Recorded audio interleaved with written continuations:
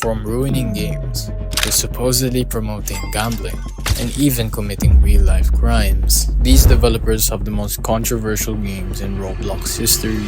So, join me today as we take a look at Roblox's greediest developers.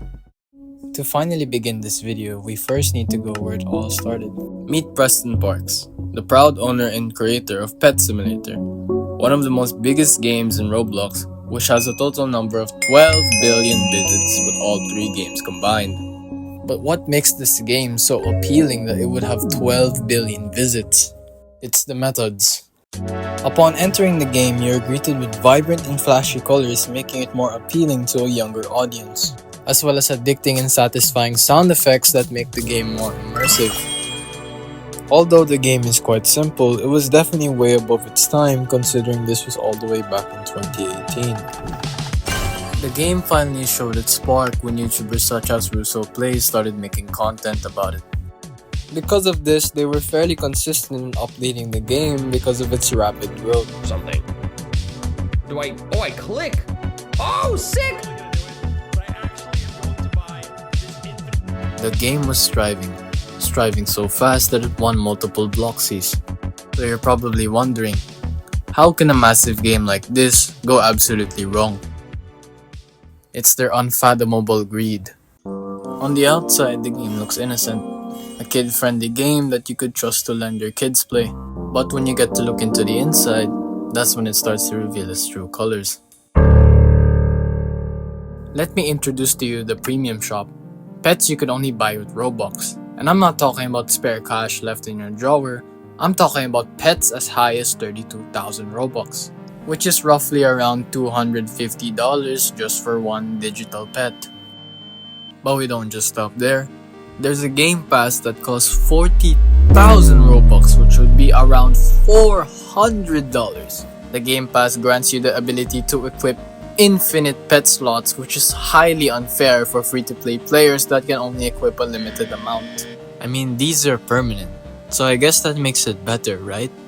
It's not like the money I spent on this game would go to waste, right? Pet Simulator 1 has been discontinued.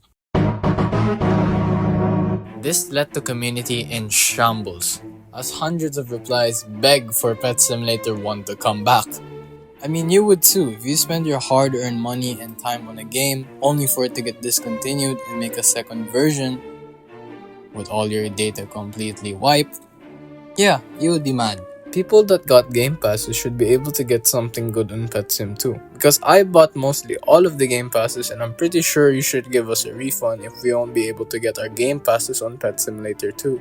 As you may have expected, the game got so much hate that it would end up being nowhere near its predecessor.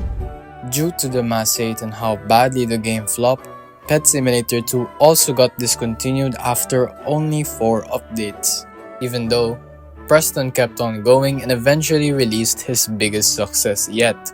Pet Simulator X, the new and improved game from the franchise, from graphics, mechanics, and overall game design. And let's not forget, its cash grab aspect. Remember the Game Pass I told you about earlier that was hella expensive? Well, this Game Pass is worse, only giving you access for 72 hours, just for a small price of 10,000 Robux of course. And this is made in April Fools, by the way. At least in the original game it allowed you to keep it permanently. But here, you only get to keep it for 3 days. That Game Pass sure is bad, but that's just about a taste of greed. If we go down a bit, we see the exclusive pet egg, heavily inspired by modern gacha games. However, this isn't in-game currency, this is real-life money. If you buy a single egg, it would be a 1 in 200 chance to get the 0.5% pet, which in this exclusive pet egg would be at least 160,000 Robux to get a guaranteed if you're lucky.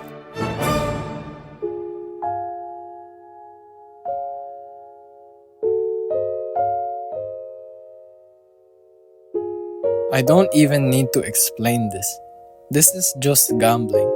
Gambling disguised as a kid's game. Introducing these kids into gambling is very dangerous, as at a young age most kids don't really understand the value of money, so they would most likely spend without any second thoughts. As of today, the franchise expanded and made more games such as 99 and Pets Go. Sadly, I can't go any further into the rabbit hole because that in itself is a whole new video. But to summarize for you, most games of the Pet Simulator franchise is just cash grab and lazy work. But if we were talking about lazy, there's a better example.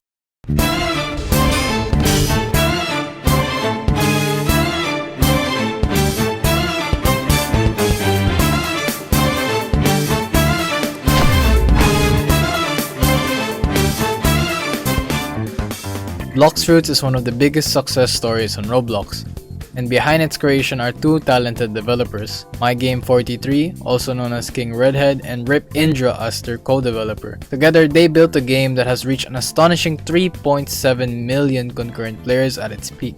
So what is Blox Fruits about? Blox Fruits is an action RPG game that simulates the One Piece anime into Roblox. References such as devil fruits, weapons, races, islands, and much more. Completing quests and leveling up gives you stat points to increase your overall strength, as well as berries which you could use to buy extra abilities and accessories. After reaching a certain level, you can go on and go to different seas and unlock even more content.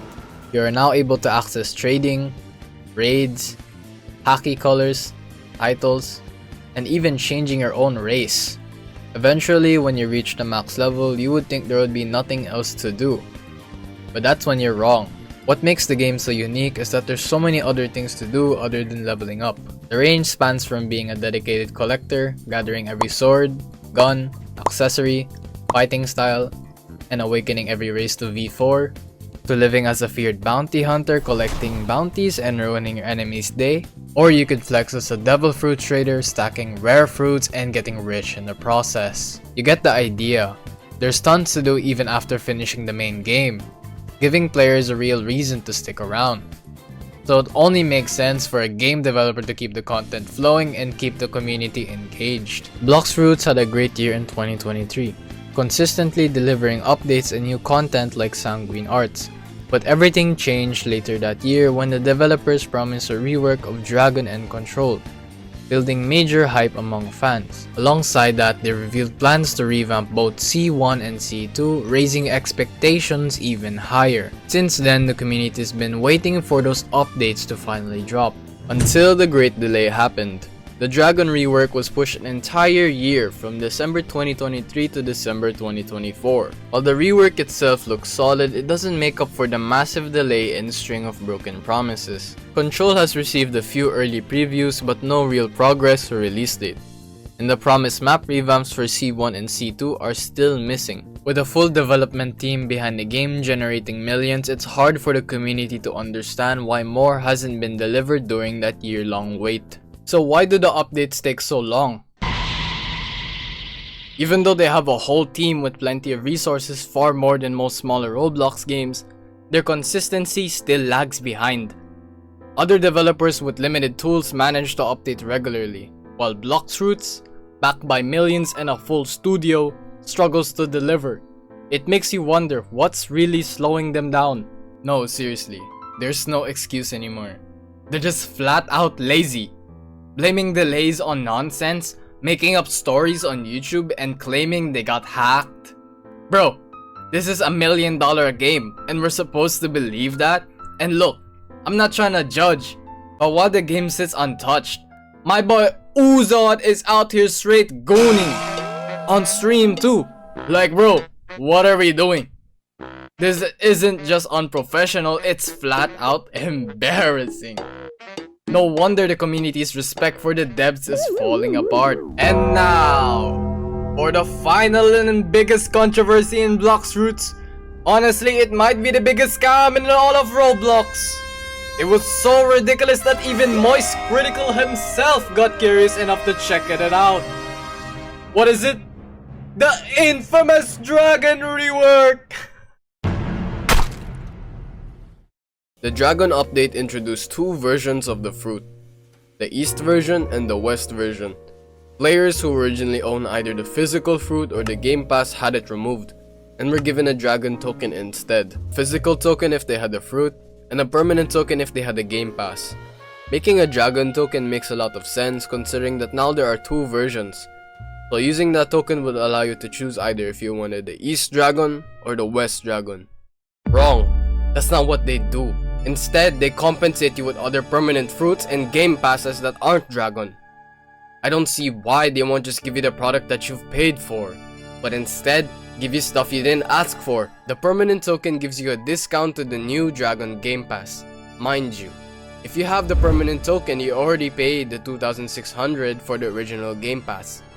The new price of Perm Dragon is 5,000, and the discounted price is 2,600. The same price of the original Dragon Game Pass. So they're basically telling you, hey, purchase it again. It's like going into a car dealership and purchasing a supercar, but coincidentally said they were out of stock. But you've already purchased the car, and instead of them refunding you the cash, they compensate you by giving you random cars that you didn't ask for that are equivalent to the price of the supercar. And to top it all off, they give you a discount to the new and improved same supercar that you've already bought. And they're like, hey, I know if you've already bought our car, but here's the discount to get the better car that you've already paid for. And for the physical token, it also doesn't give you dragon, but instead, it gives you a random mythical fruit. Mind you, dragon is a 0.05% chance to roll from the dealer, so it would take about 10,000 rolls for a player to get dragon.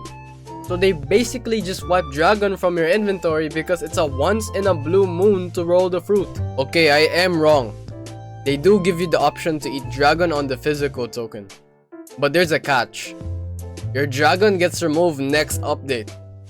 What do you mean it gets removed? Why? Eventually, the backlash got them to fix the problem, but the damage has been done. The people that have been scammed can't be undone, considering how big their team is and how they could have easily fixed that problem within a few hours. Shows their greedy intentions and how they really are. They also deleted those messages/announcements in the Discord covering their evidence.